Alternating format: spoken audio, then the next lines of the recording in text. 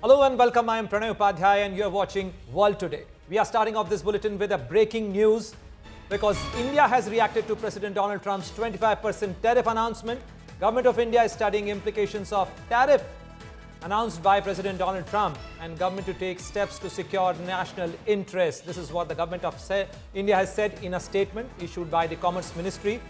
And President Donald Trump, in a social media post, made this announcement and slapped 25% tariff on India. Also, President Donald Trump has levied additional penalty on purchases from Russia on India. So this is a big announcement which has come from US President Donald Trump, and thereafter Government of India has issued a very carefully drafted statement which has said that they are evaluating, they are studying the announcement and its implication, but also made it clear that Government of India is going to protect the interests of India's farmers, India's MSMEs and other vital sectors. And on this big story, I am being joined by Professor Sachin Chaturvedi, who is Director General of RIS, MEA's think tank, and as well as Independent Director with the Reserve Bank of India. Welcome to World Today, Dr. Chaturvedi. And my first question to you would be, President Donald Trump has slapped India with 25% tariff, and Government of India says it's studying the fallout while pushing for a fair trade deal. How hard will this tariff hit Indian exporters, and especially, I want your opinion on which are the sectors which will be most at risk?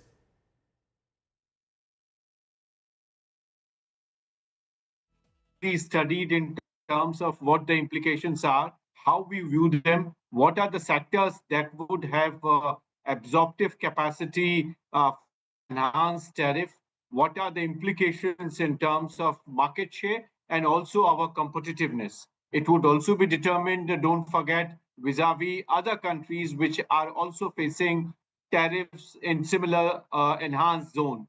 So that, I think, would be important for us. In next few days, implications would be out in terms of, as I said, absorptive capacity of respective sectors. Like, for instance, pharmaceutical sector has resilience to absorb up to 30 to 35%, while automobile sectors in the agriculture processed food, which is almost 29% of our total trade. We also have pharmaceutical, which is much higher, automobile parts and components. So these are some of the sectors where absorptive capacity is rather less for this enhanced tariff. So our competitiveness would be affected, but we are not alone in the market who's facing these tariffs. There are other countries which have 20%, which have 25%, even in some cases 30%, and of course Japan and EU at 15%. But definitely, Professor Chaturvedi, this certainly impacts our competitiveness. But going ahead, India's economy is one of the fastest growing economy in the world. But these tariffs are certainly going to hurt our interest. With India wanting to protect its farmers and small businesses, this could push them to lean more. Are we leaning more towards the EU and ASEAN or other alternative markets if we have to lose the US market? Yes, Pranay, you are absolutely right. India has already started diversifying with open trade policy, and this is Prime Minister's own emphasis in terms of how India should go for free trade agreements. And I think that would enhance not only our being part of international value chains, but would also give additional impetus to our trade, investment, and technology connect. The idea in terms of our partnership with Africa, with ASEAN, but more importantly, the recent FTAs that we have signed with the UAE, the idea of expanding the India, Middle East, Europe economic corridor, and also the FTA. Obviously, there are various ideas on table for Government of India, and there are various options being explored right now. Professor Chaturvedi, please stay with me. We are moving on to the big story here because it is very important for us to understand what are the implications of it. In a dramatic escalation of trade tensions, United States President Donald Trump has announced a sweeping 25% tariff on all Indian goods imported into the United States, effective August 1st. And in a post on his social media platform, Truth Social, President Donald Trump has accused India on imposing high tariffs and maintaining what he called as a strenuous and obnoxious non-monetary trade barriers. And he also cited India's continued reliance on Russian military and energy imports as grounds for additional penalties. The move comes despite ongoing trade negotiations and recent diplomatic overtures, casting a shadow over hopes for a breakthrough deal in the coming weeks.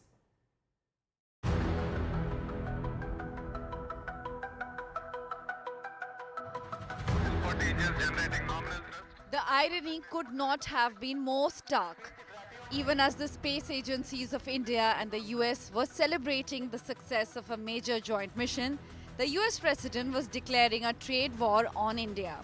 In a social media post on Wednesday evening, Donald Trump announced a 25% tariff on all Indian goods imported in the US from the 1st of August. He justified it, saying though India has been a friend for a long time, there was little business between the two because of high tariffs. He also accused India of having the most strenuous and obnoxious non-monetary trade barriers of any country. Trump added that India had always bought a vast majority of its military equipment from Russia and was the largest buyer of energy from Russia. Because of this, he said, India will also face a penalty on top of the 25% tariffs. India has been a good friend, but India has charged basically more tariffs than almost any other country. US is India's largest trade partner, the top export market with bilateral trade at $128 billion in 2024. The unexpected announcement dashes India's hopes of preferential treatment by the US. India was the first nation to engage the Trump administration in talks. India had already lowered some duties and eased immigration rules after the talks began after Prime Minister Narendra Modi's visit to the US in February. But a tougher stance had been adopted in recent weeks, especially over contentious issues like agriculture, dairy, and several non-tariff barriers. Meanwhile, hope is still afloat for a preliminary deal in the next couple of months, with the 6th round of trade talks scheduled in the last week of August. Bureau Report, Business Today Television. And Professor Sachin Chaturvedi remains with us. Dr. Chaturvedi, you heard this entire story package we rolled out for our viewers. But President Donald Trump calls this tariff move as his fair trade, and he's calling India. He wanted to have a balanced negotiation with India. Obviously, what's really driving President Donald Trump remains a question. How might India play its cards and respond? And also, I want your opinion on President Donald Trump's additional penalty on India's Russia purchases. How do you see these things, and where is it going for India's relation with the United States as well as India-Russia ties? First, let us talk about India-US ties. And as your report very clearly shows, there are pressure points in terms of how the negotiation should move. And I think your report rightly captured some areas which are of concern for the US in terms of market access in India. Second, on India-Russia, time and again, it has been made clear in terms of the bandwidth that is required for the kind of demand that India has on petroleum. No one country can really supply, and wherever India enters with this huge demand, the global prices really go up. And this is where diversification in the market is required, and it is required for global price stability of petroleum. India is world's largest demander of fossil fuels from the market, and we are trying to bring in this from multiple sources so that the global price stability remains. Russia has supplied that, and India has made that clear from the very beginning in terms of our demand. And it's not just Russia. There are several other countries who are also banking on Russia for many other things, including EU. Yes. So isolating India on that count is not correct. Second, India has made that clear right from the beginning in terms of diversification and also in terms of our partnership with Russia. Definitely, Professor Chaturvedi, this has been a strategic autonomy for India's strategic interest, India's national interest. Thank you very much for joining us in this show and sharing your perspective and helping our viewers to understand and break down this big story. Moving on from the trade wars and trade tensions to the tectonic tensions. If President Donald Trump's tariff threats are creating ripples globally and affecting the market's, nature is not left behind. Nature is also trailing behind, and it has left tsunami advisory and warnings have been sounded across Japan and the coast of Hawaii and California. The tsunami was triggered by a massive 8.8 earthquake near Russia's Kamchatka peninsula.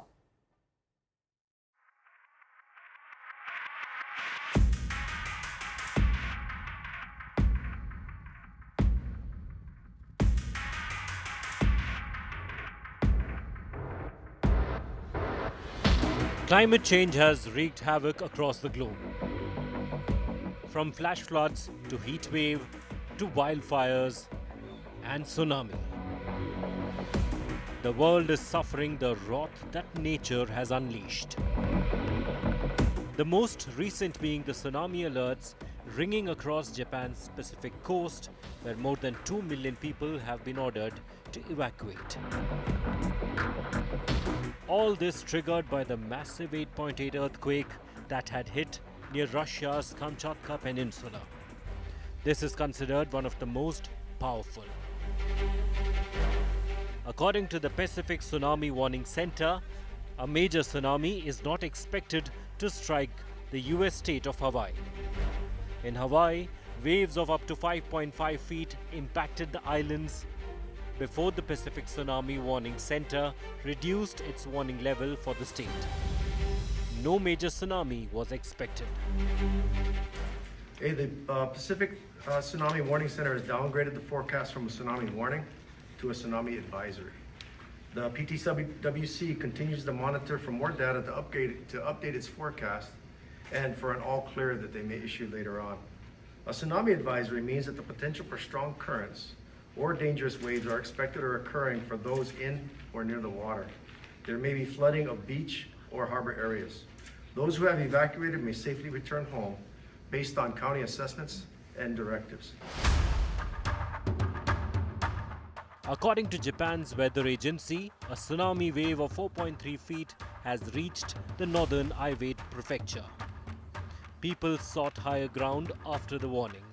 However, Japan's Met Agency has downgraded the tsunami warning level to advisory for Kanto to Wakayama, but remains at the higher levels of warning for parts of Hokkaido and Tohoku.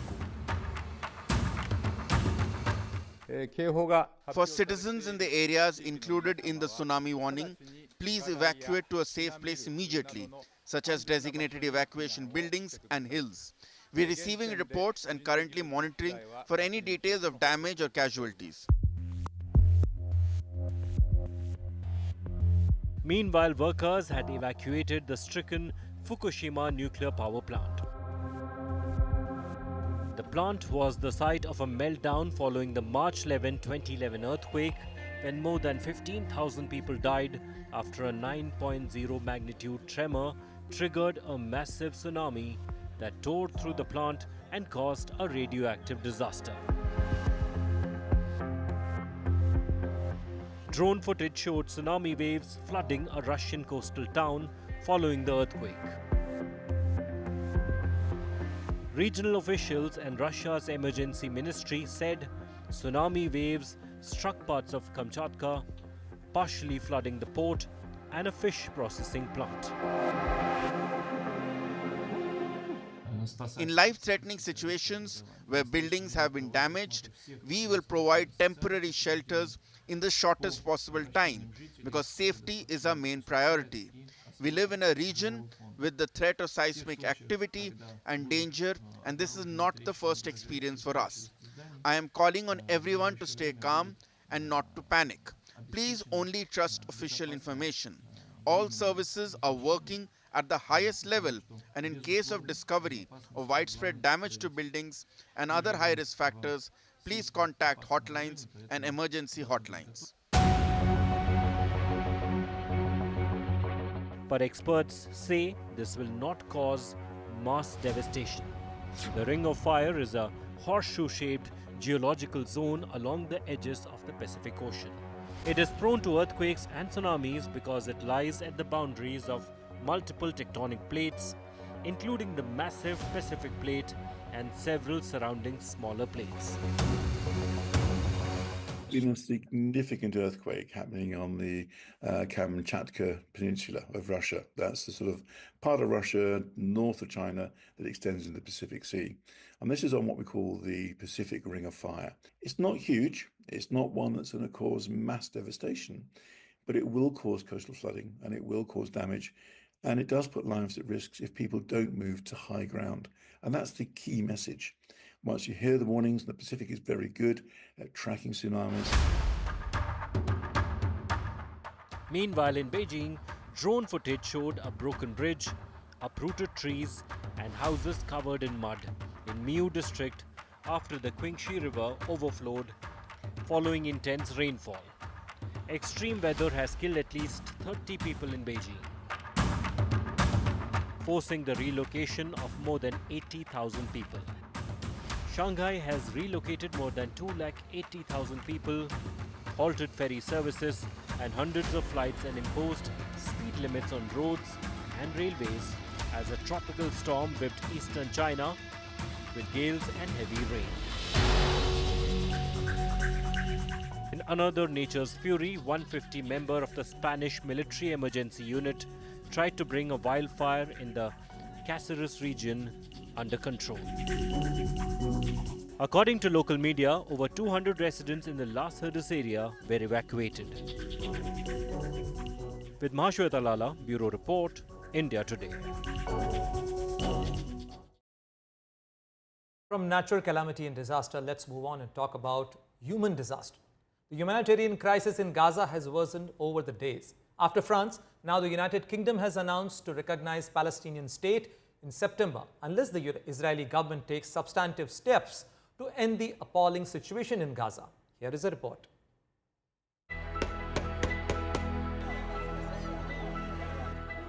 As the world decries the mass starvation in Gaza and after France declared to recognize Palestinian statehood, Britain followed suit. Our goal remains a safe and secure Israel, alongside a viable and sovereign Palestinian state. But right now, that goal is under pressure like never before. I've always said that we will recognize a Palestinian state as a contribution to a proper peace process at the moment of maximum impact for the two-state solution. With that solution now under threat, this is the moment to act. So today, as part of this process towards peace, I can confirm the UK will recognise the State of Palestine by the United Nations General Assembly in September, unless the Israeli government takes substantive steps to end the appalling situation in Gaza, agree to a ceasefire, and commit to a long-term sustainable peace, reviving the prospect of a two-state solution. US President Donald Trump, who was in Scotland on his way back home, said Britain's decision was surprising. Can we ask about that, please? On Gaza, Sir Keir Starmer has just announced the UK will recognise Palestinian sovereignty in September. If Israel does not commit to a ceasefire, ease the suffering in Gaza, and commit to a long-term solution that would deliver the two-state solution in the Middle East. Did you know that was coming? No, we never discussed it, surprisingly. It was never really discussed. Maybe a little bit at the news conference, but he was sort of discussing it with you. We never did discuss it, and we have no view on that. We're going to get a lot of money to the area so they can get some food. Israel's Prime Minister Benjamin Netanyahu condemned Keir Starmer's decision and said it rewarded Hamas' monstrous terrorism and punishes its victims. United Kingdom's Secretary of State for Foreign, Commonwealth and Development Affairs, David Lammy, during a high-level international conference on the peaceful settlement of the question of Palestine and the implementation of the two-state solution, urged Israel to end the humanitarian crisis in Gaza. It also asked Israel to commit to a long-term and sustainable peace.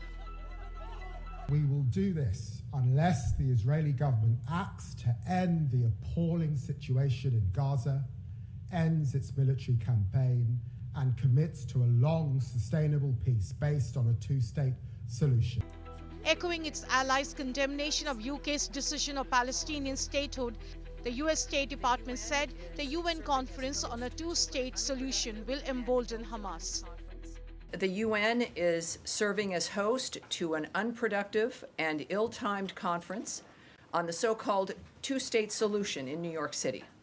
This is a publicity stunt that comes in the middle of delicate diplomatic efforts to end the conflict in Gaza. Far from promoting peace, the conference will prolong the war, will embolden Hamas, and reward its obstruction and undermine real-world efforts to achieve real peace. During his visit to Scotland, Trump stated that there was real starvation in Gaza. This, he said, after Israeli Prime Minister Benjamin Netanyahu insisted that there was no such thing. There is no policy of starvation in Gaza, and there is no starvation in Gaza. We enable humanitarian aid throughout the duration of the war to enter Gaza. Otherwise, there would be no Gazans.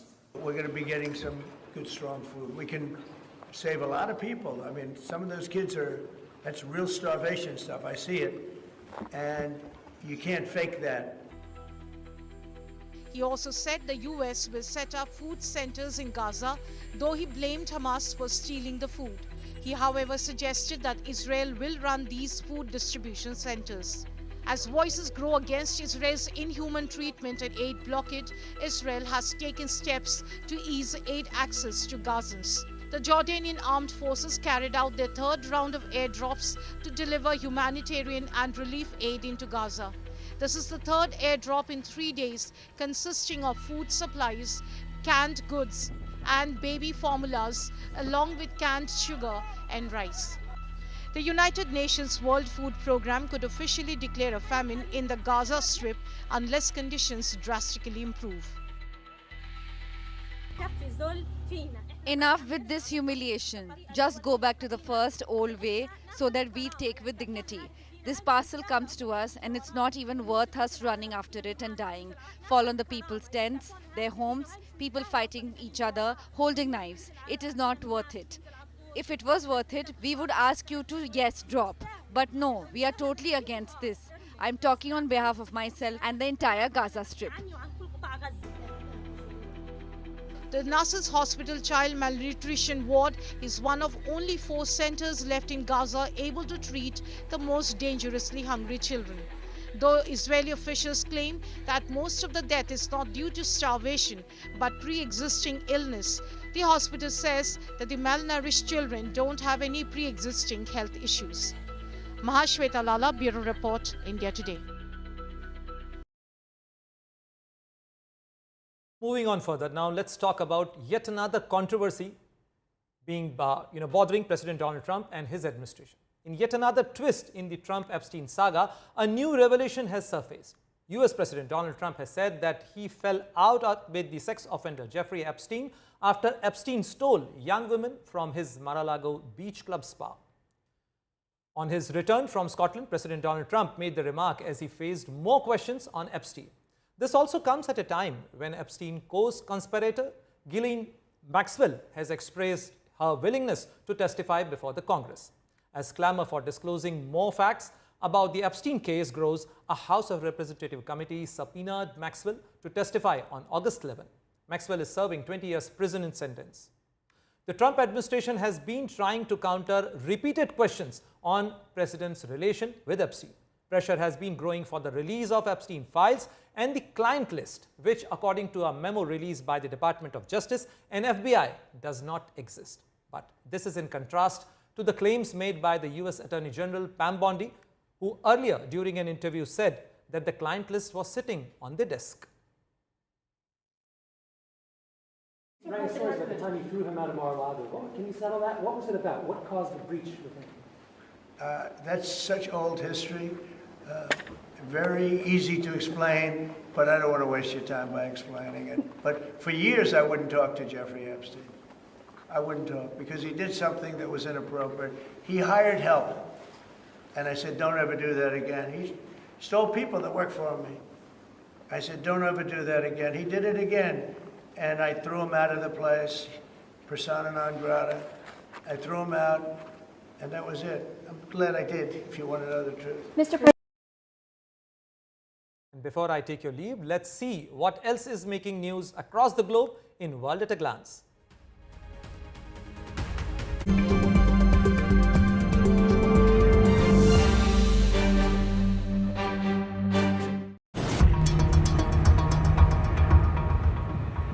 A Russian strike on a food warehouse near Kharkiv killed one person and injured 4. Warehouse manager and engineer said that he was inspecting the roof of the warehouse where the strike happened. Kharkiv region governor said on Telegram that 100 firefighters have been deployed to the site of the strike. Cambodia took military attaches and diplomats to a checkpoint destroyed by fighting along its border with Thailand to observe a fragile ceasefire that held for a second day despite allegations of violations and detentions. Cambodian military officials have alleged that Thailand had illegally captured 20 Cambodian soldiers. Thailand's military is currently holding 18 Cambodian soldiers who, it said, had surrendered. China has introduced unilateral visa-free entry and mutual visa exemptions agreements with 75 countries as part of its efforts to streamline visa rules and promote international exchange. According to the Chinese Vice Minister of Public Security and head of the National Immigration Administration, these measures have effectively supported the high-quality development of the Belt and Road Initiative, the establishment of pilot-free trade zones, injecting new momentum into China's opening up policy.